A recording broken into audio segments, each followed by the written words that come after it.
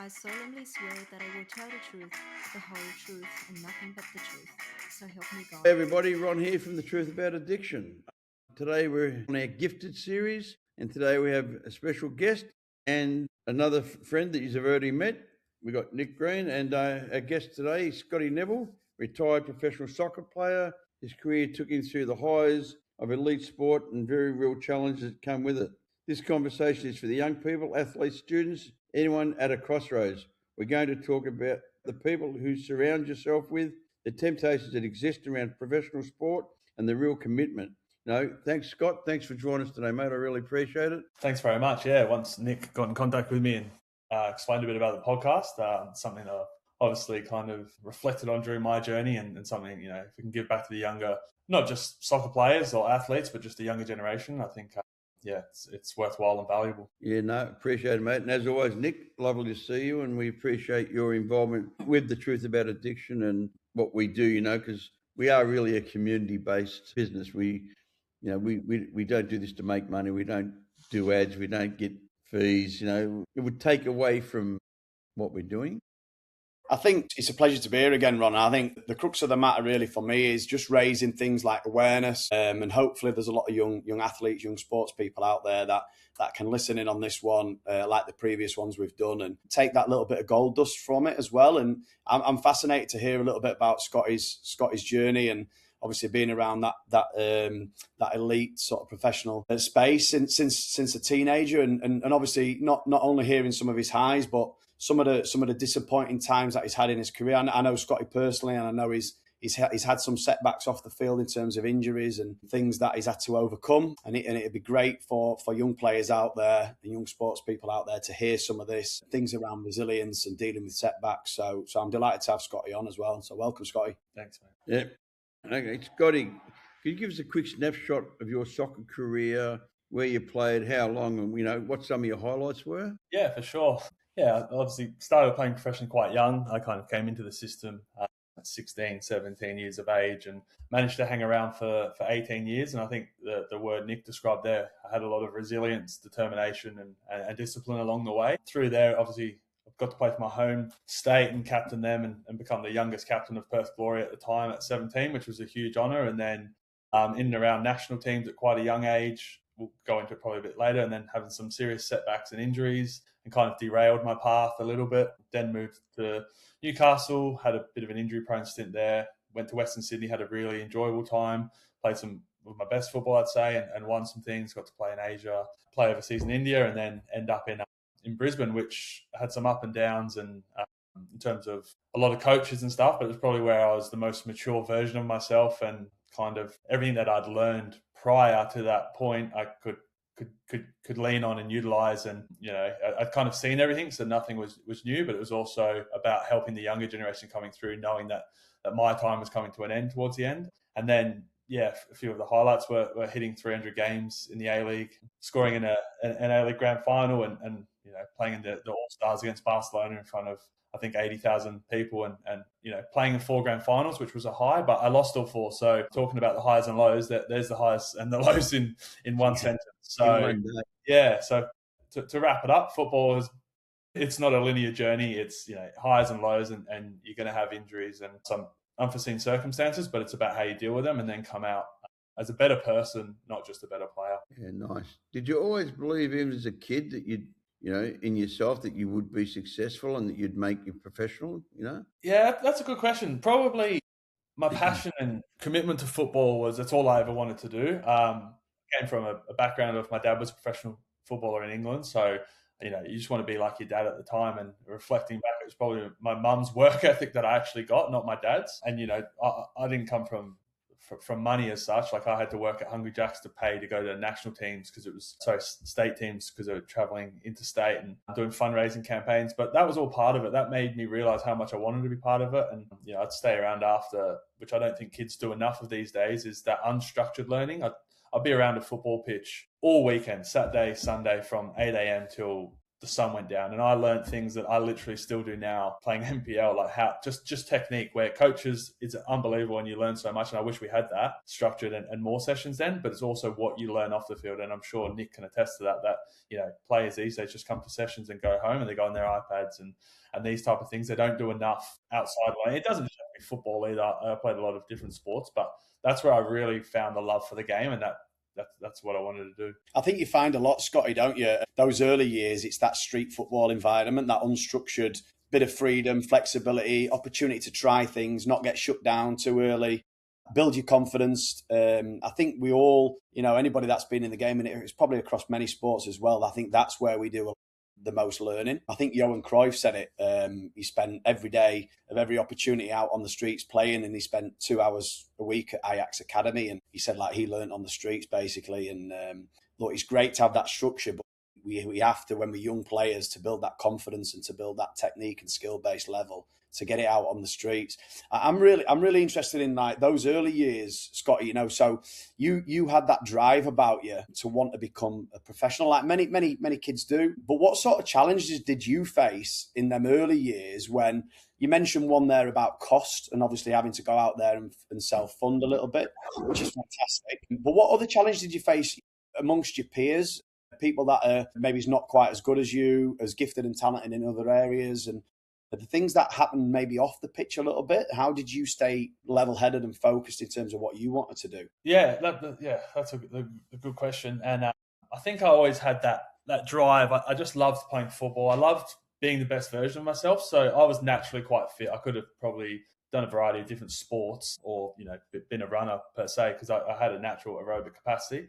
But what I did lean in was I always played in the age brackets above and push myself, and I'd see what those kids were doing. And if it was something I couldn't do, well, I'd set an alarm the next morning at 6 a.m. I wasn't a good juggler, for example. I'd go home, I'd set an alarm 6 a.m. and I'd wake up at 6 a.m. and I'd juggle a ball until I could do what a player who was 2 years older, kind of where I wanted to be. And then I was in and around the first team environment, and I'd see them doing certain techniques that I couldn't do. So I'd wake up and do core stability, or I wouldn't go to bed until I did 12 calf races in the shower, just stupid little things, but they were my intrinsic motivation. And going to being in Australia back when I was growing up, kind of football was finished in September and you didn't play again. So it was kind of hard convincing my friends during school to be like, let's play football at recess and lunch. Or, they'd be like, why have you got a football?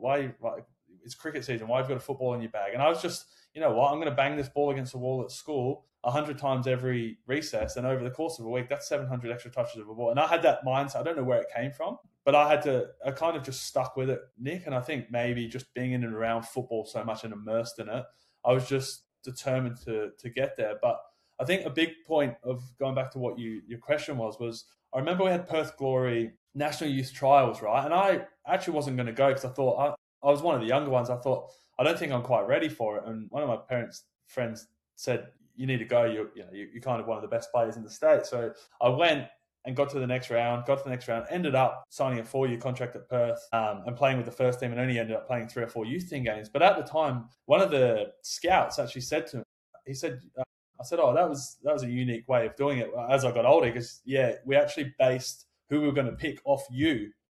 So anyone that kind of plays like Scott, that's kind of like the benchmark. But me being a young player, and I was very kind of not reserved, I was confident, but I didn't think that's the level I was at. I went in there thinking if I get selected to turn up next week, I've done pretty well. But if someone would have told me they were basing it off you, I wouldn't have known that. So it was funny years later to hear that, because when I was in the moment, I was almost like talking myself out of going, thinking like I'm probably not good enough. But on reflection, I was the benchmark, and that's not being egotistical. That they told me that, and I didn't think I was the benchmark. But then hearing players later that I wish I had your fitness, or I wish it was as easy for you, but it wasn't easy for me. I worked really hard at it. But years later, hearing those compliments, it's kind of like that's nice. But it's all those the hours you put in, I guess. Yeah, 100% it is. Yeah, I think obviously going through that and playing in with older players, and then obviously getting that opportunity to become a professional and in and around older players. Did you find that there were any distractions in there? Obviously, we know, and again, one of the main reasons, obviously, myself and Ron have got a collaboration in place, is to raise awareness around things like drinking alcohol. Obviously, there's other things that can come into place once you have a lot of downtime, like betting and all that sort of stuff? Or how did you keep yourself away from some of that stuff that was going on at that time? Yeah, it's probably different stages, right? Like when you go through school, you have the peer pressure and the influence, and you start going to parties, and all of a sudden people are drinking, and then it might lead to some substance, and then some substance abuse and a bit of graffitiing. Then you're leaving school, and I went to a public school that it wasn't rough, it was just a hardworking blue collar school. But a lot of my friends who were just as talented potentially in other sports, I'd kind of see them on a Friday night. They'd have a 6-pack of bourbon or a carton and some cigarettes, and then that would lead to more things. And week by week, they were kind of going down that path. And I'd go to a party, right, but I'd still leave at 10 o'clock and I wouldn't drink. And that discipline I kind of learned early, and I was like, you know what, I'm waking up on a Saturday and I'm feeling fresh for my game, and I'm backing up and playing on a Sunday. And then next week there's a party on a Saturday, so I'm like, well, I can't go to this one because I've got a game Sunday. So I'm making sacrifices at a young age where, if you're in the wrong environment, or your temptation's taken over. I could have decided to go to these parties, had a great time, a couple of girls, a few drinks, woken up in the morning and thought, oh, what a great night, I'm going to do that again next week. Then you're chasing that high. But yeah.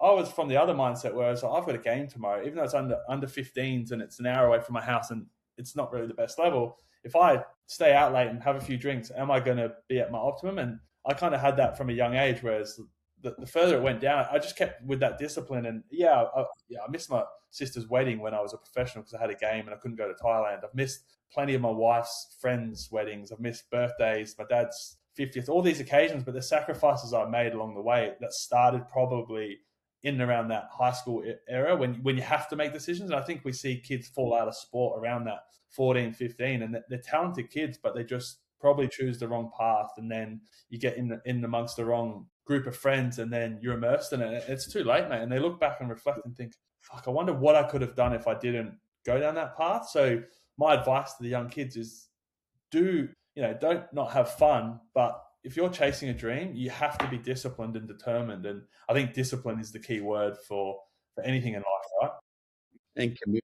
And then moving forward, all of a sudden I'm a 16-year-old in a changing room with other 18, 19-year-olds who are starting to go out, but then also 30, 35-year-olds that are at the other end, and some of them do have a drinking culture or a gambling culture. And you're seeing that and you're thinking, well, I've got two options here. Do I go with option A and just go out and drink and become another number, and just because they're doing it, do that? Or do I not segregate myself, but decide that I'll go out with them, but I'll have a water or a lemonade, go home early, and that's a one-up and that's an advantage. And I always thought that's an advantage for me. If I can kind of be ahead of that and be fresh every day and be the best version of myself and not leave any stone unturned, it doesn't mean I'm going to succeed. It doesn't mean I'm not going to have injuries, because I did, but I think it gives me the best chance to be the best version of myself. And that's not judging anyone else. No, Scotty, and look, I know you personally, and I know your leadership qualities and the fact and the way that you rub off on young players is unbelievable. And I think sometimes it is overlooked. There's a lot of young players out there that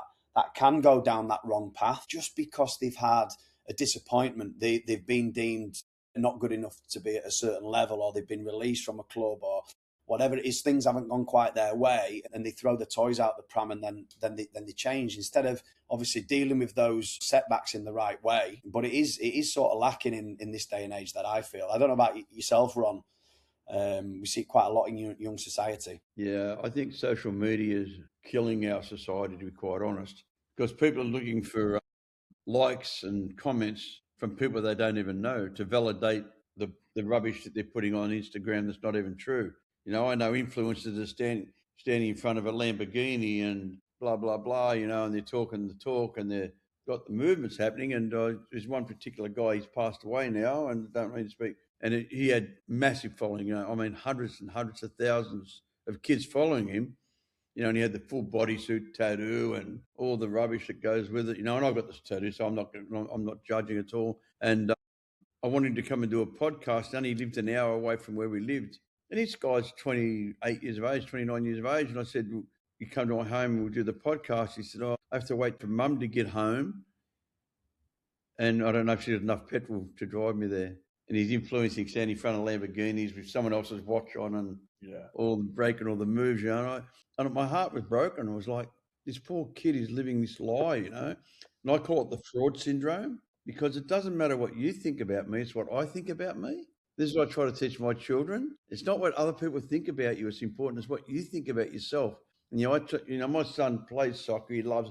That's what got me connected. It was really hard for me, Scotty, because I'm a AFL born and rugby league played. When I was I'm a boxer.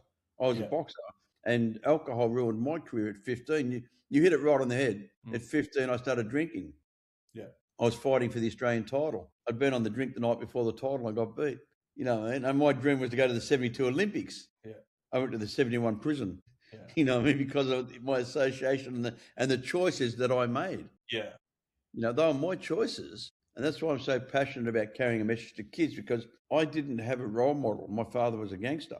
So I never had a role model to look up to go like, oh, wow, like this is, important. And I never had encouragement.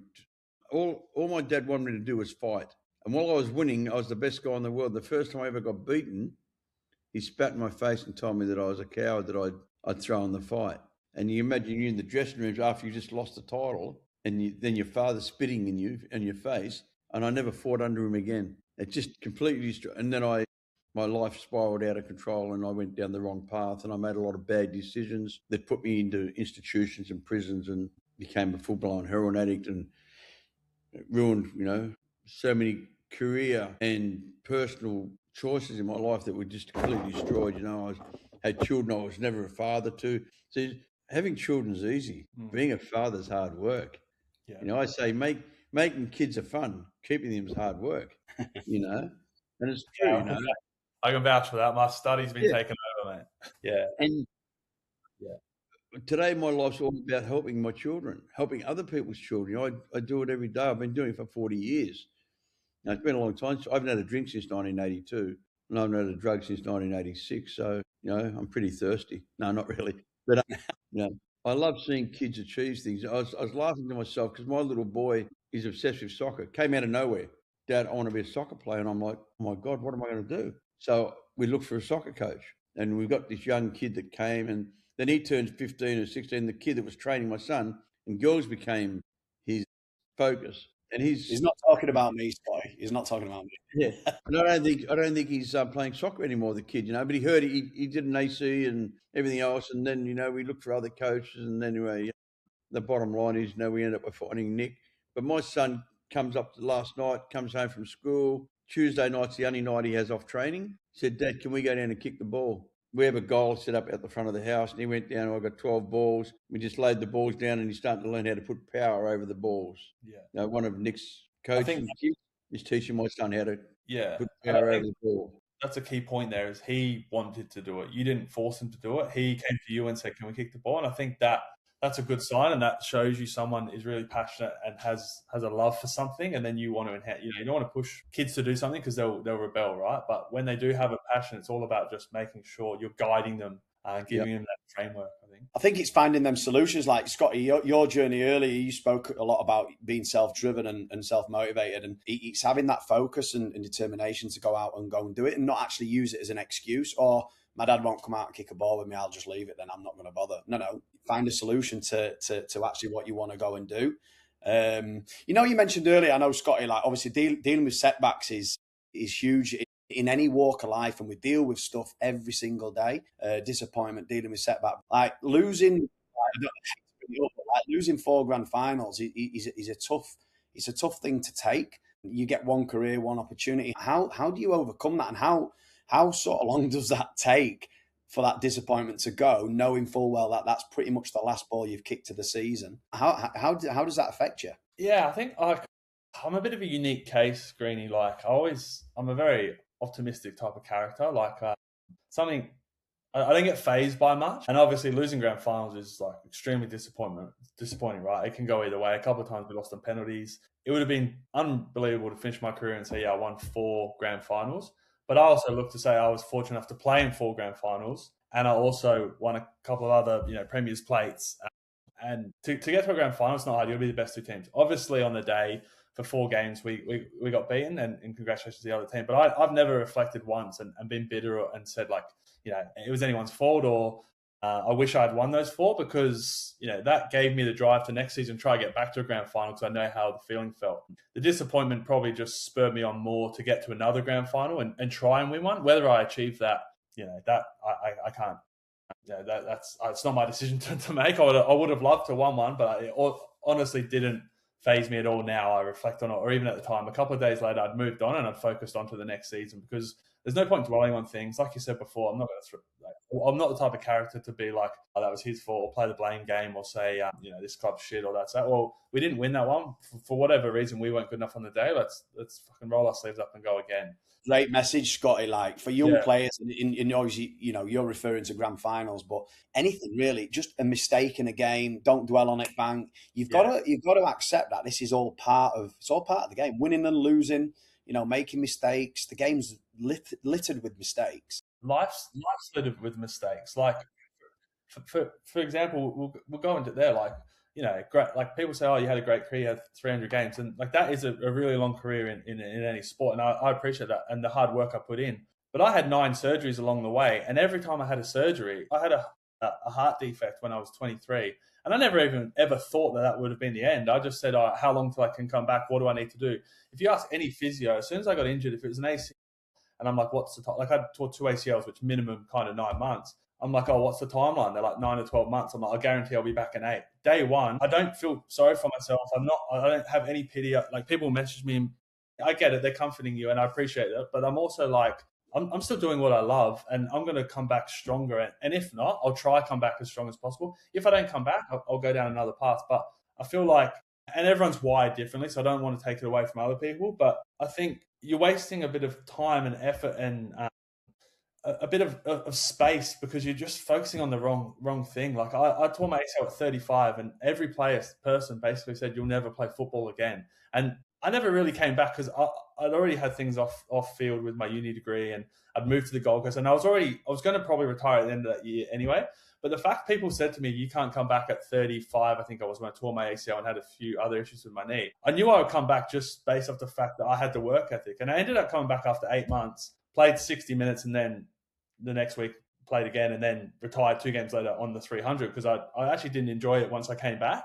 But I just proved to myself and people that like if you have the right mindset, you can achieve whatever you want, but you have to have that mindset that like it's positive and every day you're making progressions. Like during that rehab, I had days where it was actually the worst my body ever felt. My knee was bad, but I knew I was on a trajectory of where I wanted to get to. And I think like you spoke about it perfectly. Too many people blame external factors or it's too hard, mate. And I'm like, well, you're saying it's too hard to do 2 hours of rehab, yet what's your screen time for the day? 4 hours. I'm like, well, you can't then use that as an excuse. Different if you're working 7 in the morning till 7 at night to feed your family and do certain things, and then you don't have time. I get that, but if you're lazy and you're not eating the right food because you just can't be bothered, and McDonald's is easier, or you don't want to do the rehab because you're sitting on the couch, I've got no empathy for you, really, and that's where I think the mindset comes into it, and that's where having a positive outlook can really change the way you address the situation. Yeah, I love you. I do love your outlook, Scotty, on everything really, and how positive you are.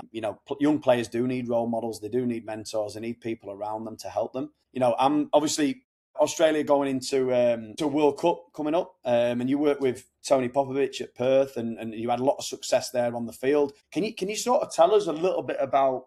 Because I know you speak really highly of Popper. Yeah, I first had Popper when I went to Western Sydney for 3 years, and then I signed for Perth and then he became the coach. And then I actually nearly went to Melbourne with him when I was at Brisbane, I think just after you had left, but I was kind of wound down and I didn't want to relocate my family.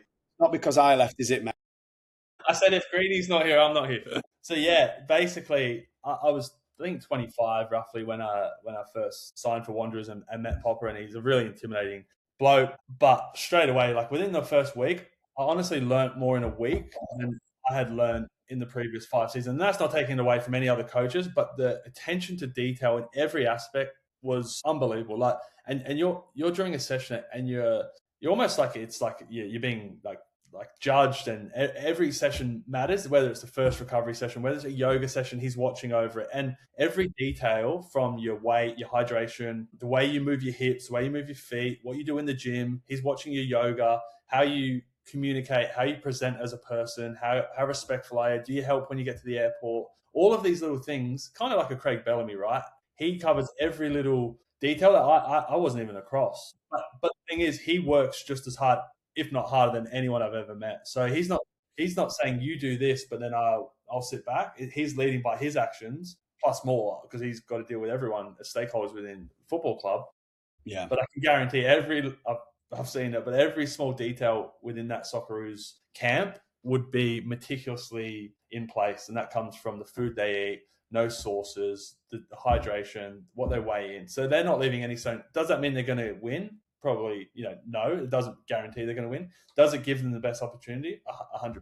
They're the best prepared they can ever be. You're not guaranteed success, but the harder you work, the luckier you get as well. That's really unbelievable, that, Scotty. And it's a bit like Dave Brailsford in terms of cycling, that all the little 1%ers, all of a sudden add up to become 10% and 20%, make the biggest difference. Looking at younger players these days, what do you feel parents should know, and how can parents support their sons and their daughters? I think just be a sounding board for them and be a support network. You don't have to be their coach. You don't have to tell them that they play good. You don't have to tell them that they play bad. You're not the one to say you should be here, you should be there, you should be there. Let them create their path, but be a support network for them. Make sure they're getting the right food. Drop them at training, which I'm sure they're doing. Pick them up.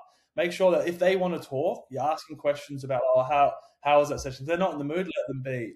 Let them express themselves, but don't try live your kind of dream through them. Let them figure it out for themselves, but support them. If they want to do extra sessions, if you can afford it and you're in a position to be able to do that, unbelievable. Send them to as many extra sessions as they want if they enjoy doing that, because that is, helping them on their journey. But you don't want to also become a burden and be like, Nick, we're training in the morning tonight and tomorrow afternoon. You've got a game Saturday, then you're going Sunday. Like, I actually want to go out with my friends Sunday. But you're actually deteriorating them off the path, and they'll fall out of love with the game. So I think making sure that you give them the framework and the support, and just understand that, be there for them without kind of being their manager or their advisor. Just let them figure it out and enjoy it. They have to have fun, Greenie, as you know. If they're not having fun, then what are we doing? That's exactly right. Yeah. I think I know the answer to this one. If I was to say to you, because I've seen talented players. I think there's talented kids around. There's some really good prospects from where we are around Brisbane. Some really good young players around that have got an awful lot of talent. But how much, in your opinion, is it talent, and how much is it actually the mental side of the game? I think talent can go. What's that famous saying? Talent can only take you so far, right? But I think talent is a huge part. We've seen kids that, bless them, they try their hardest, but they've probably got a ceiling, right? From a physical point of view, that's not saying they might not carve out a career in some demand, but talent will only take you so far. And I've seen it, and we've all seen players. We think, geez, Christ, if he had the work ethic of player A, he could be player C. But yeah, I think work ethic, discipline, what we spoke about before, I think utilizing the right things. So social media is, there's so many risks involved, and it can waste so much time. But at the same time, I look at it and think, far out, I would love to have seen a day in the life of Steven Gerrard when I was growing up. I still now watch a day in the life of Erling Haaland, and I'm like, oh man, far out. I would love to have known this type of. This is gold nuggets, mate. He's the best player in the world, and I'm literally getting an insight into his house and what he does day to day. I would become a carbon copy of that and add in my own routines and daily habits, as you spoke about. Whereas now they're looking at it and they're thinking, oh, what boots is he wearing, or what step over he's doing? So they're probably taking the wrong information. Whereas when we were growing up, I'd have to watch a video of match of the day and watch goals. Whereas now you can watch technique and see what they're doing at training and get access to the really critical stuff that no one had access to before, where I think that is really important. So you're not just learning when you're out on the pitch, but you're learning daily habits that you take into your life, like good sleep routine, good hydration when you wake up, stretching, ice baths, saunas, whatever it is. All these daily habits that you spoke about just before, the 1%ers lead into the big thing. You can't just become a good footballer overnight. It's all those. Even when you're at school, what you're eating, you can stretch at school. You can go to the gym during recess, whatever it may be that will help your football or your boxing or your cricket, whatever it may be. Lean into that. That would be my advice. It's really interesting. Obviously, Ron mentioned social media and obviously the distractions and the negative side, but there are so many positives that are often overlooked. you know, everything, like you say, is so accessible these days. I mean, one of the biggest bugbears of mine is kids don't watch the game. They'll watch the goals, if anything, and then that's it. Kids learn a lot through mirrored behaviour. We spoke about this before didn't we? Because kids are not watching it, they're not watching a certain player and trying to learn a little. Maybe I could add that to my game, or I'm pretty good at that. I want to get better at that. You know, things like, you know, David Beckham back in the day, crossing a ball, never beat a player in his life, but his first thought was always to put the delivery on a sixpence, like. And kids don't see that, and then they don't go and try and replicate that. So if they're not aware about it, how can they go and work on it? And there's so much out there that they can do that they sort of often take for granted. 100%. You know, mine was Steven Gerrard. I love the way he used to strike a ball. So I'd go out and try emulate that. And like, I was just watching it off, like, you know, Sunday morning when you just watch the highlight show, or I'd have a match of the day VCR that you have to put in. But like you said, now kids are watching social media and they're more worried about like Ronaldo's celebration, or I'll ask a player, like, did they watch the Champions League final? And they'll say, oh, I just saw the penalty shootout. And I'm like, yeah, but you've missed, like, you know, the key components of it. Like, I used to wake up and I'd watch the whole game, and probably the tactical side when you're younger it probably goes over your head. But I'm watching like runs people make, or if I wanted to be a midfielder, I'm thinking Steven Gerrard's just gone over there and like made a 50-yard diag, and then he's over in the left wing tackling someone, and those type of traits. And then you then do that the next day in your game. That's brilliant. It's like, obviously, the World Cup, like, as we mentioned, is coming up as well. And it's such a great opportunity for kids to go and watch all the best players in the world, go and play, you know, 3 or 4 games on a day. It's going to be spanned over a month. Go and engross yourself and go and watch as much as you can, because you're going to be learning, you're going to be watching and seeing things, and then obviously trying things. Well, you create memories as well, Green. Like, some of my fondest memories are waking up in Australia in the middle of the night watching like the World Cup finals or Euros, just me and my dad, you know, with a cup of tea, the England shirt on, probably got beat, gone back to bed, disappointed. But they're memories that last with me for a lifetime. So not only was he supporting me to you know, watch football, so what you spoke about before, about like what can parents do, like get up with them. If they want to watch an Australia game at 4 o'clock, get up at 4 o'clock, put your Socceroos shirt on, and see the enjoyment the kid gets from watching the game. And even though you're knackered, that's something that kid, I can guarantee, in 20 years, be like, Dad, remember when we woke up at 3 a.m. to watch Australia versus the USA, and Australia won 1-0 in the 90th minute? Like, they're core memories that your kid remembers. And then the next 4-year cycle, he's thinking, oh, I can't wait for the next World Cup, or I'd love to emulate that. And they're little things they're behaviours that you can do at home, you know? You spoke about memories and experience with your dad and whatnot. You've got an emotional affinity with it, and you've got that attachment with it. And once you've got that, you know, you do want to get better. You do want more. You're looking for the next bit. While we're talking about the World Cup, Scotty, obviously, you know, who you hanging your hat on?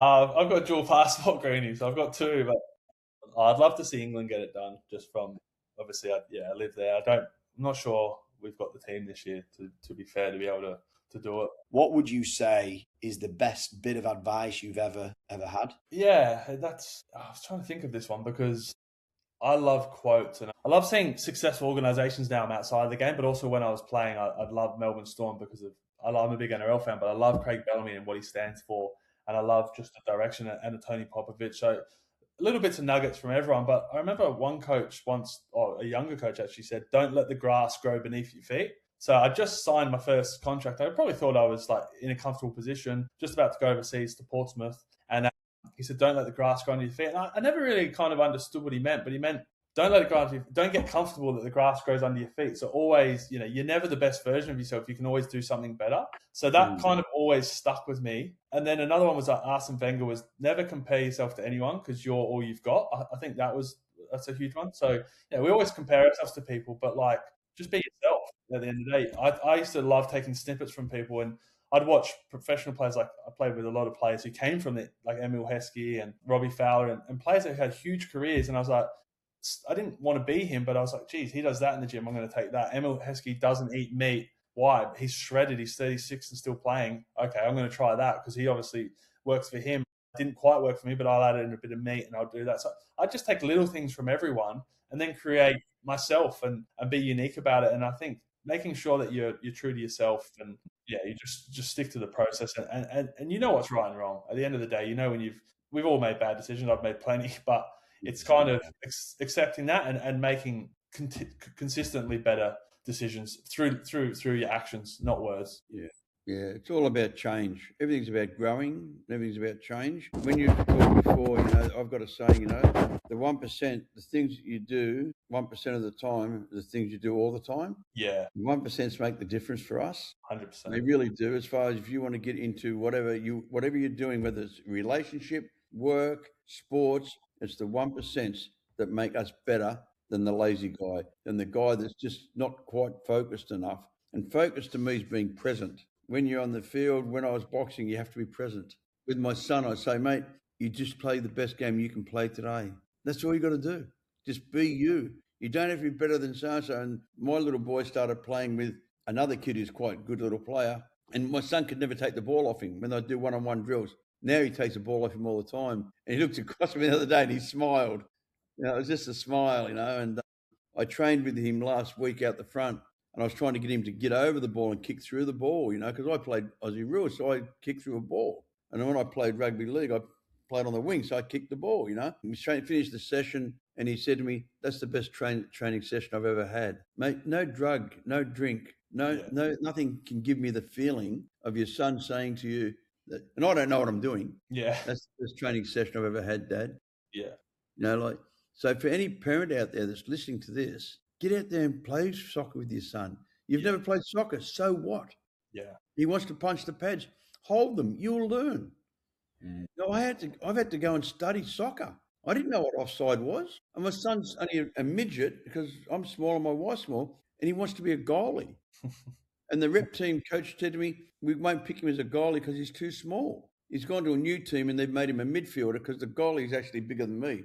An 11-year-old kid, he's bigger than me. He's about 5'9", 5'10", big kid. And Ronan said, "He'll get hurt one day and I'll take his spot." That was my son's attitude. And he's playing midfield. He's like, "He'll get hurt one day and I'll take his spot." He said, once I get a chance at his spot, he said he'll never get it back. That's his attitude, okay, I'll play for the team. I'll play in the midfield. I'll play in the defence. Wherever you put me, I'll play. But I want to be a goalie. He said, and yeah, it was quite funny. I love hearing you guys talk about commitment. A lot of the stuff you talk about is stuff that I do. I run a program there. I help people with alcohol and drug and mental health problems. And the thing a lot of people lack is self-worth, self-belief, and self-honesty. And you've got to have that. You've got to have self-honesty to say, "I need to be better." Not your father telling you need to be better. Not your father telling you wasn't good enough. Did I put 100% effort in? Yes, I did. That's good enough. That's good enough. Did you prepare for it? No. Don't whinge about not playing well. You prepared for it? Okay. You did well? Good. You lost? Great. Because I learned more from getting beat than I ever did by winning. It sounds funny, but it's true. I learned a lot more by when I like winning. I don't play to lose, but I learned from my mistakes. I learned when I went back to boxing and I started training people. You don't drink the night before the fights. yeah. You don't go out and make love to somebody the night, because in the boxing, believe, if you have sex before a fight, it takes your legs. It takes away the stamina and all that sort of stuff. It's been a real pleasure listening to you two guys talking about soccer, but it's not about soccer. We're talking about soccer, but it's not about soccer. We're talking about life. Yeah, I think just to wrap, like what you just said there as well, is the commitment. Like, obviously, there's things you're not going to want to do in your life as well. Like at the moment, I'm nearly finished my uni degree, which has taken 9 years, and I don't necessarily enjoy every unit. Certain units I do, but it's a challenge for me to commit myself to do it. But I've taken myself off social media because I'm like, well, the time I spend on social media, just put into your uni. You've only got 2 units left. Or 4 units left, so finish it. And that's kind of my mindset. It's like I'm 37 years old and I'm still completing a uni degree that I'm not really, that's going to be a bigger achievement for me than becoming a pro footballer, because it wasn't a passion of mine, what we spoke about. So it's also, sometimes you have to do things you don't enjoy or you don't, you're not passionate about. But what Nick spoke about before is having that resilience to maintain it and complete something you've started, even if it does get tough. And that's a pretty big lesson for me, is the commitment part, which is what you spoke about there, Ron. And mindset. No matter what, don't give up. No matter what, don't. That's my mindset with everything. It's cold, so what? It's raining, so what? I don't feel good, so what? It's not relevant. None of that's relevant. If you've made a commitment to do something, you do it. No matter what. Unless you're completely physically or mentally disabled to do it on that moment, there's no excuse. And 95% of the time when your brain tells you don't do it and you do it, you feel great after it. And if you don't do it and you sit there and you listen to your brain, because, we have the two sides, the negative and the positive, the two wolves. I'm sure you've heard the story of the two wolves. You heard that? The white wolf and the black wolf, and the old Indian chief talking to the kids about, all my whole life I've had the two wolves fighting in my brain.